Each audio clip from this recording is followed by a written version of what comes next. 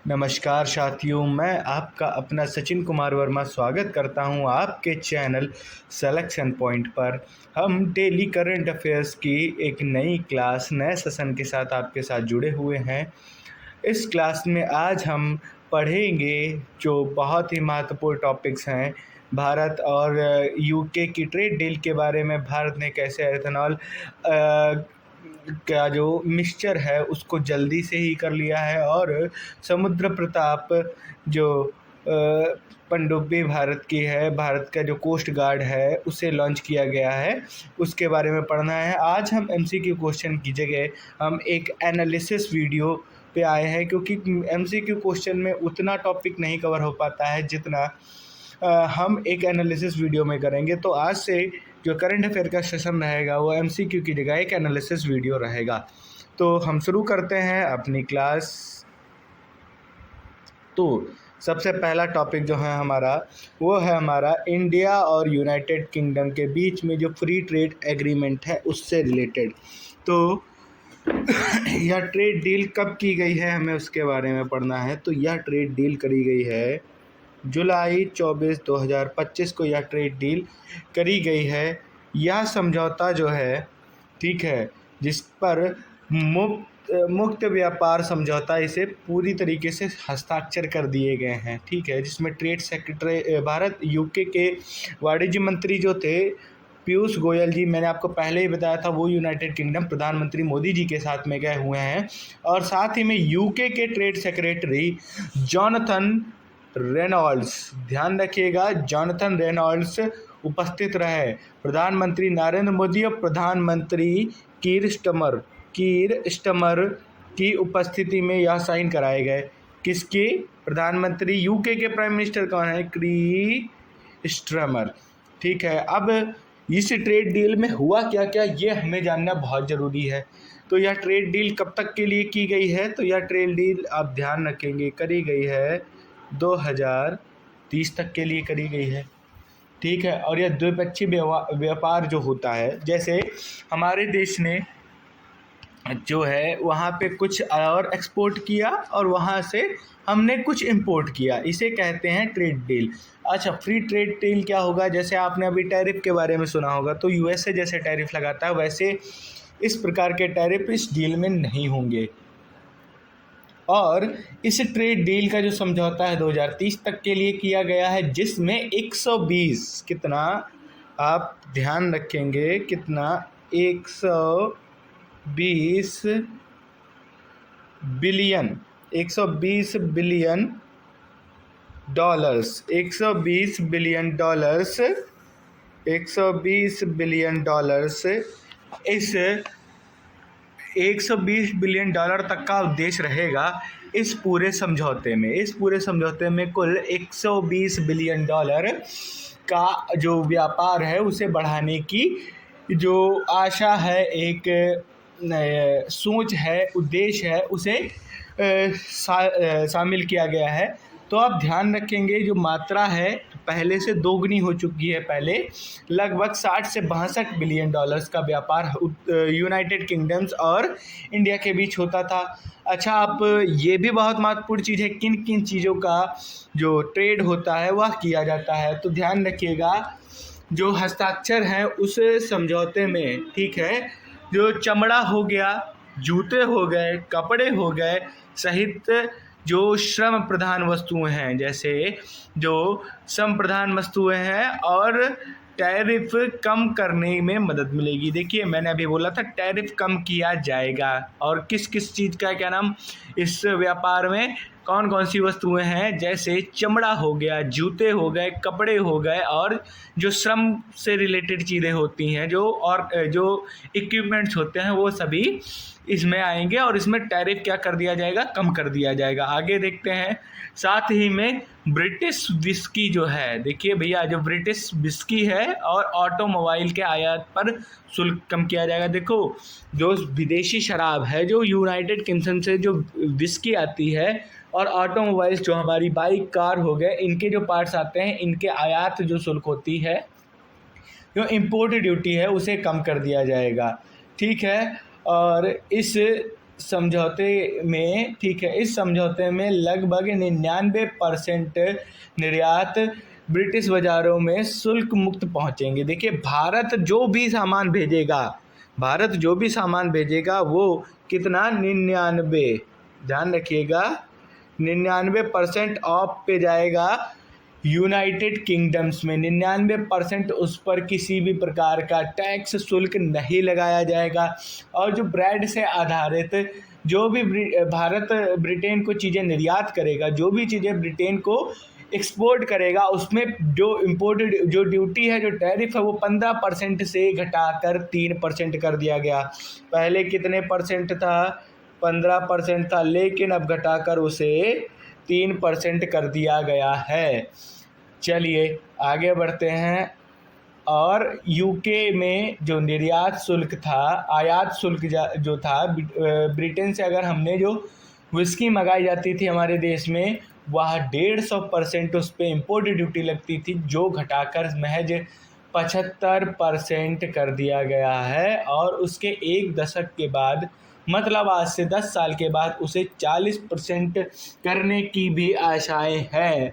और जो automobile sector पे जो 100% टैरिफ लगता था, उसे घटाकर 10% तक की उसमें कटौती कर दी गई है। मतलब सिर्फ 90% के आसपास में ही टैरिफ लगेगा।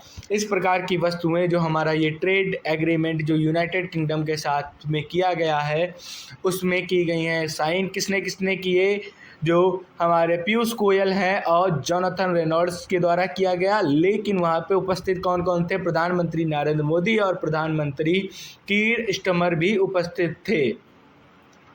और इसका उद्देश्य क्या है, दोनों देशों के बीच में व्यापार को बढ़ावा देना और टैरिफ को कम करने से, ताकि एक दूसरे के सहयोग से दोनों की मजबूती करी जा सकते है। आगे बढ़ते हैं अगले प्रश्न की ओर।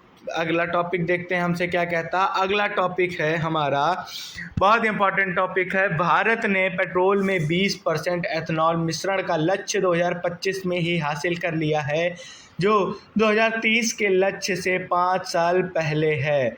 यह उपलब्धि भारत के लिए ऊर्जा आयात में कमी लाने और साफ ऊर्जा को बढ़ावा देने के लिहाज से महत्वपूर्ण है। ठीक है। India achieves 20% ethanol blending in petrol 5 years earlier। ठीक है। और India achieve the target of 20% ethanol blending in petrol. ठीक है, 5 years ahead 2030 goal. The milestone is significant for the reducing fossil fuels import and promoting cleaner energy। देखिए क्या कह रहा है, भारत ने 5 साल पहले ही क्या कर लिया है, भारत ने 5 साल पहले ही पेट्रोल में 20% एथनॉल का मिश्रण हासिल कर लिया है। यह टारगेट कब तक की किया गया था, 2030 तक की किया गया था, और इसे 5 साल पहले ही क्या कर लिया, भारत ने हासिल कर लिया। ठीक है, इससे क्या होगा, हमें क्या मिलेगी, साफ ऊर्जा मिलेगी और आयात में कमी होगी। जो हम भैया दूसरे देशों से इंपोर्ट करते हैं, तो उसमें लगभग अगर 1 लीटर पेट्रोल मंगाया जा रहा है, उसमें अगर 20% एथनॉल हम घर से बना रहे हैं, खुद ही हमारा आ रहा, तो लगभग 20% आयात में कमी होगी, जिससे हम जो पैसा विदेशी संस्थाओं को दे रहे हैं वह बचाया जा सकता है। ठीक है। और यह जो टारगेट है वो किसने पूरा किया, यह टारगेट किया है हमारा पेट्रोलियम एवं प्राकृतिक गैस के संसाधन के द्वारा करा गया है। इसके मंत्री कौन है, इसके मंत्री हैं हरदीप सिंह पुरी ने बुधवार को, मतलब 23 तारीख को, कब, 23 तारीख को इसकी घोषणा करी कि हमने 20% एथनॉल मिश्रण का लक्ष्य 2025 में ही हासिल कर लिया है। अच्छा, अब आप ये भी तो पूछेंगे, यह एथनॉल बिल्डिंग 2030 तक अगर ऐसे ही करी जाएगी तो कितने प्रतिशत तक हो जाएगी, तो 2030 तक मेरा अनुमान है और जो साइंटिस्ट लोगों का कहना, लगभग 30% तक एथनॉल पेट्रोल में मिलाया जा सकेगा। कब तक, 2030 तक। चलिए इसके साथ हम बढ़ते हैं अपने अगले टॉपिक की ओर, देखते हैं अगला टॉपिक क्या कहता है। अगला टॉपिक है हमारा, एक इम्पॉर्टेंट टॉपिक है। अभी हाल ही में, ठीक है, 22 जुलाई को क्या हुआ, यूएनएससी जो संयुक्त राष्ट्र सुरक्षा परिषद है ने पाकिस्तान की अध्यक्षता में विवादों के शांतिपूर्ण समाधान के लिए प्रस्ताव 2788 2788 2025 सर्वसम्मति से पारित किया। इस समझौता मध्यस्थता, न्यायिक समाधान और क्षेत्रीय सहयोग को प्राथमिकता देने पर जोर दिया गया है। देखिए क्या हुआ, ऑन 22 जुलाई ऑफ 2025 यूएनएससी, सभी को पता होगा, यूनाइटेड नेशन सिक्योरिटी काउंसिल, ठीक है। इस बार इसकी प्रेसिडेंसी कौन कर रहा है? The Pakistan is hosting the presidency of UNSC, ठीक है। दे एडेड अ रेजोल्यूशन, देखिए इन्होंने क्या किया, एक रेजोल्यूशन पास किया यूएनएससी में, जैसे हमारी संसद में एक रेजोल्यूशन पास किया जाता है। उसके बाद क्या होता है, इस रेजोल्यूशन का नाम क्या होता है? 2788 रेजोल्यूशन इन्होंने दिया गया, जिसे सभी ने पास किया गया। और इसका मेन पर्पस क्या था? फर्स्ट ऑफ ऑल एक जुडिशियल सेटलमेंट करना है, कॉपरेशन और रिलीजन ऑर्गेनाइजेशन के बीच में एक कॉपरेशन क्रिएट करना है, और मीडिएशन और एब्रीवेशन का मतलब होती है मध्यस्थता हो गया, निगोशिएशन हो गया, शांति समाधान के लिए ये रेजोल्यूशन लाया गया था। कब लाया गया था? जुलाई 22 को 2025 में। कहाँ लाया गया था? संयुक्त राष्ट्र सुरक्षा परिषद यूएनएससी में। और इसकी इस बार अध्यक्षता कौन कर रहा है? पाकिस्तान इसकी अध्यक्षता कर रहा है। इस जो प्रस्ताव लाया गया था उसका नाम क्या था? विवादों को शांतिपूर्ण समाधान, और इसका नाम वैसे क्या था? 2788, ठीक है। इसे पारित कर दिया गया, और इसका मेन क्या पर्पस था? इस समझौते में मध्यस्थता और क्षेत्रीय सहयोग और प्राथमिकता पर जोर के लिए दिया गया है, ठीक है। अच्छा ये बताइए, जो यूएनएससी है उसका हेडक्वार्टर्स कहाँ है? यूएनएससी का हेडक्वार्टर्स कहाँ है? आप सभी को बताना है यूएनएससी का हेडक्वार्टर्स कहाँ है। क्या आप लोग इसके बारे में बता सकते हैं? तो भैया यूएनएससी का हेडक्वार्टर्स क्या है? एनवाईसी, न्यूयॉर्क सिटी में इसका हेडक्वार्टर्स है। तो ये बताइए इसका इस्टेब्लिशमेंट कब हुआ? यूएनएससी का इस्टेब्लिशमेंट कब हुआ? यूएनएससी का इस्टेब्लिशमेंट कब हुआ? ये कोई बता सकता है? मैं आशा करूँगा आप लोग कमेंट सेक्शन में इसका आंसर ज़रूर देंगे। वैसे मैं आपको बता देता हूँ, अक्टूबर 24, 1945 को। कब? 1945 में कब किया गया? 24 और अक्टूबर को 1945 में इसकी स्थापना करी गई, और इसका हेडक्वार्टर्स कहाँ है? हमारे न्यूयॉर्क सिटी में है। तो यूएनएससी के बारे में हमने जान लिया। आगे बढ़ते हैं हम अपने नेक्स्ट टॉपिक को, और अगला टॉपिक देखिए हमसे क्या कहता है। Major economic update, India GDP forecast revised. तो क्या है? एक मेजर इकोनॉमिक अपडेट है इंडिया की जीडीपी फॉरकास्ट के लिए, ठीक है। तो इसमें बोला है एशियन डेवलपमेंट बैंक एडीबी ने क्या किया? भारत की जो FY25 जो होता है, मतलब भारत की जो वित्तीय वर्ष है, ठीक है, फाइनेंशियल ईयर 2025 का जो फोरकास्ट है उसको घटाकर 6.5 कर दिया है, ठीक है। तो अब आप ये बताइए कि इससे पहले इन्होंने कितना बताया था? तो 6.7% ग्रोथ की बात करी गई थी, 6.7% की बात करी थी एडीबी ने, एशियन डेवलपमेंट बैंक ने। इसका हेडक्वार्टर्स कहाँ है? चेन्नई में एशियन डेवलपमेंट बैंक ने यह घोषित किया कि भारत की जो वित्तीय वर्ष 2026 की ग्रोथ है वह 6.7 से घटाकर 6.5 कर दी गई है। और इसका जो इसी तरह इंडिया रिसर्च एंड रेस्टिंग ने वित्तीय वर्ष 2026 के लिए अनुमान लगाया है कि 30 आधार अंक घटकर 6.3 तक की वैश्विक आर्थिक कारकों के कारण झुकाव आएगा भारतीय इकोनॉमी में। आप देख रहे हैं भारत की जो जीडीपी है उसमें क्या कहेंगे हम, एक प्रकार से नीचापन आ रहा है, नीचे घट रहा है। इसका जो दर है वो हर वर्ष घटते जा रहा है। जो अनुमान एडीबी के द्वारा 6.7 का था, उस अनुमान को घटा करके 6.5 कर दिया गया और इंडिया रेटिंग्स एंड रिसर्च के द्वारा इसे घटाकर 6.3 कर दिया गया है। तो आगे बढ़ते हैं अगले प्रश्न की ओर, अगले टॉपिक की ओर। अगला टॉपिक क्या कहता है?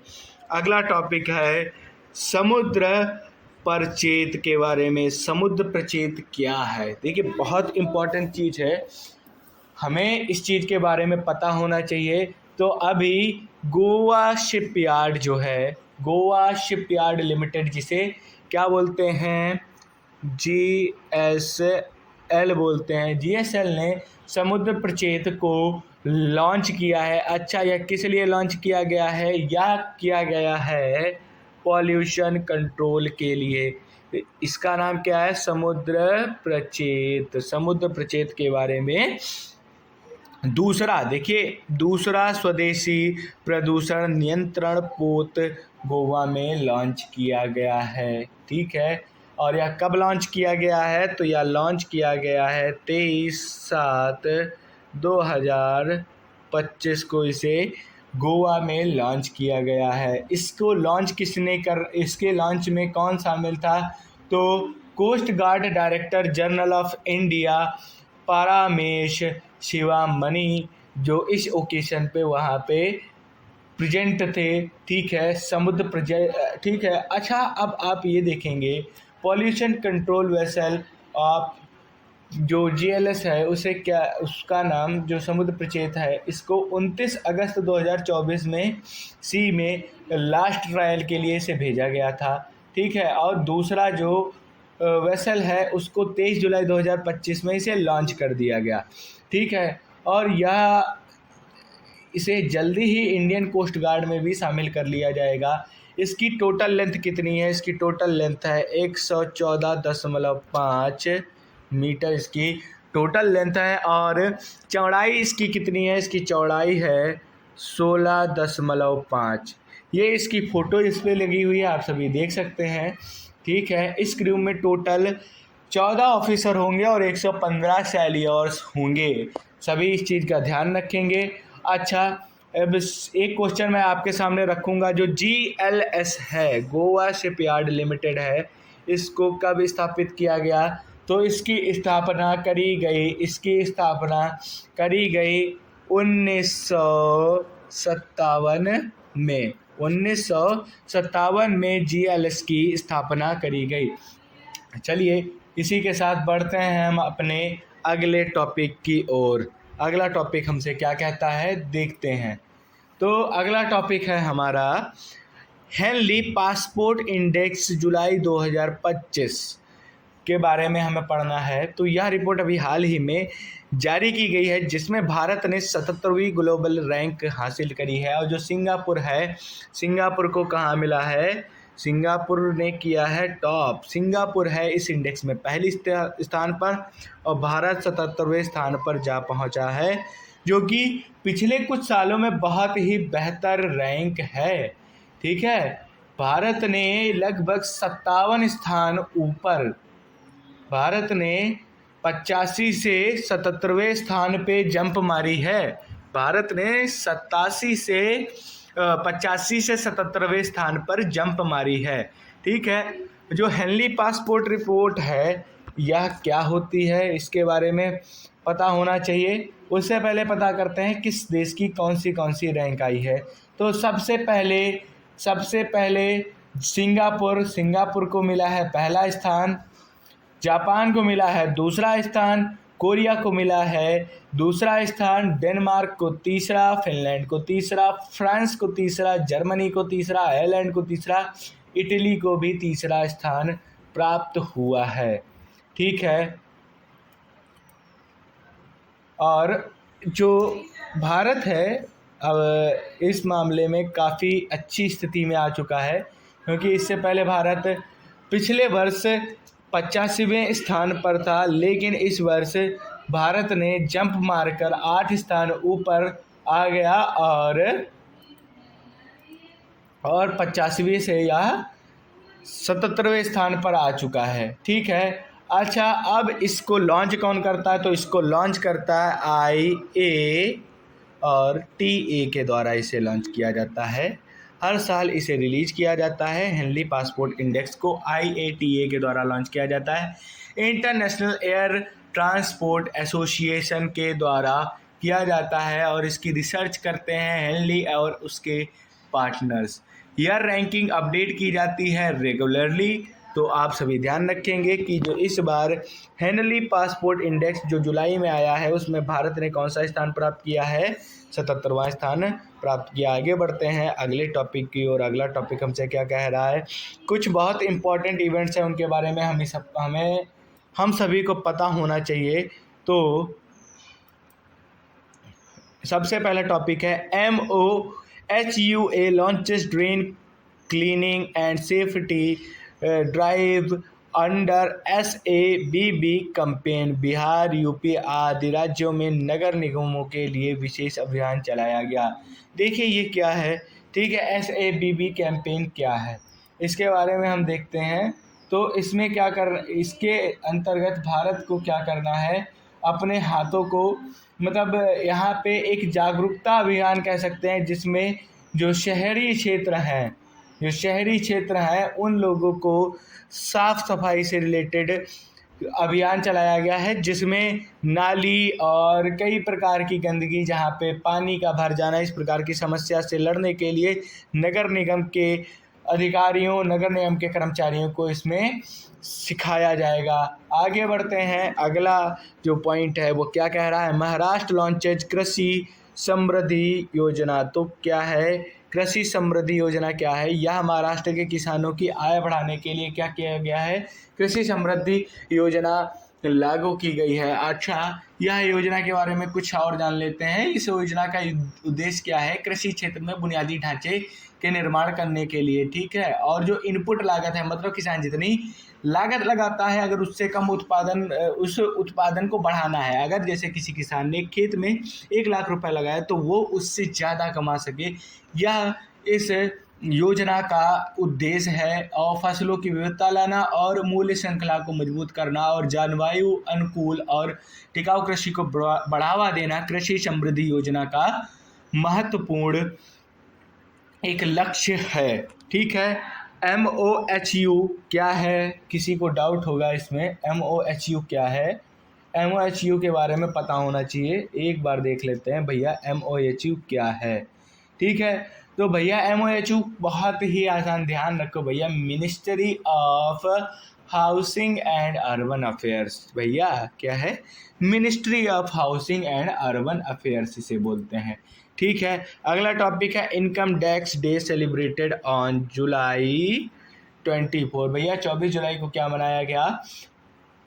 हमारा आयकर दिवस मनाया गया, इनकम टैक्स डे। भैया ये कब से मनाया जा रहा है? ये ध्यान रखिए, यह मनाया जा रहा है 1860 से। क्यों मनाया जा रहा है? क्योंकि 1860 में इसी दिन जेम्स विल्सन ने भारत में आयकर की शुरुआत की। भारत में आयकर की शुरुआत कब होती है? 1860 में होती है। किसके द्वारा की गई? जेम्स विल्सन के द्वारा की गई। इस बार हमने 164वां इनकम टैक्स डे मनाया है। आज के सेशन में इतना ही। आप सभी ध्यान रखेंगे जो मैंने टॉपिक्स पढ़ाए हैं। अगर किसी को कोई डाउट हो आप कमेंट सेक्शन में बता सकते हैं।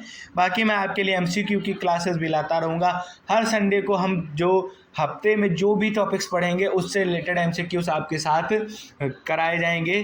तो आप लोग ज़्यादा से ज़्यादा क्लास को शेयर कीजिए अपने मित्रों के साथ और हमारे चैनल को सब्सक्राइब कीजिए। आपका धन्यवाद जो आपने क्लास देखी। तो आप सभी जानते हैं कि मैं सचिन कुमार वर्मा, कल मैंने आपको अपना इंट्रोडक्शन भी दिया था। तो आप हमारे चैनल सिलेक्शन पॉइंट को सब्सक्राइब कीजिए और शेयर कीजिए अपने मित्रों के साथ। हम आपके साथ मिलते हैं कल एक नई क्लास के साथ, एक नए धमाकेदार सेशन के साथ। तो सभी लोग चैनल को सब्सक्राइब कीजिए, शेयर कीजिए। धन्यवाद।